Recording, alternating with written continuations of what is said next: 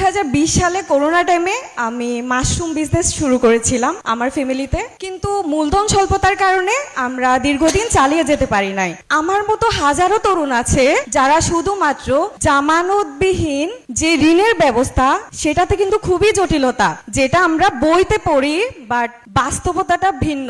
কারোই কিন্তু জমি বা ওরকম থাকে না যে যেটা জমা দিয়ে জামানত যুক্ত ঋণ নিবে। সো এই ক্ষেত্রে ভবিষ্যতে উদ্যোক্তাদের সহায়তায় আপনারা যদি নির্বাচিত হন তাহলে কি পদক্ষেপ গ্রহণ করবেন? আপনি যে উদ্যোগের কথা বলেছেন, যেটা আপনারা কোভিড সময় নিয়েছেন, বাংলাদেশে এরকম বহু ছোট ছোট উদ্যোক্তা আছে।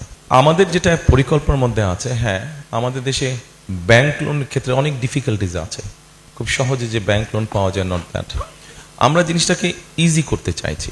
আপনার মতো এরকম ছোট ছোট যেই উদ্যোক্তা আছে তারা যাতে কোলাটেরাল যদি দ্বিতীয় হয়, সব আইন তো পাল্টানো যাবে না, বাট আইনটাকে যতটুকু কারেকশন করা সম্ভব হয় আইনটাকে কারেকশন করে আমরা আপনার মধ্যে এরকম ছোট ছোট যারা উদ্যোক্তা আছে তাদেরকে আমরা কিভাবে হেল্প করা যায় সেটা আমাদের পরিকল্পনার মধ্যে আছে। একই সাথে আমাদের পরিকল্পনার মধ্যে আরেকটা আছে, যেমন ধরেন অনেক স্টুডেন্ট এখন দেখা যাচ্ছে পড়ালেখা করতে জাপানে যাচ্ছে, পড়ালেখা করতে চায়নায় যাচ্ছে।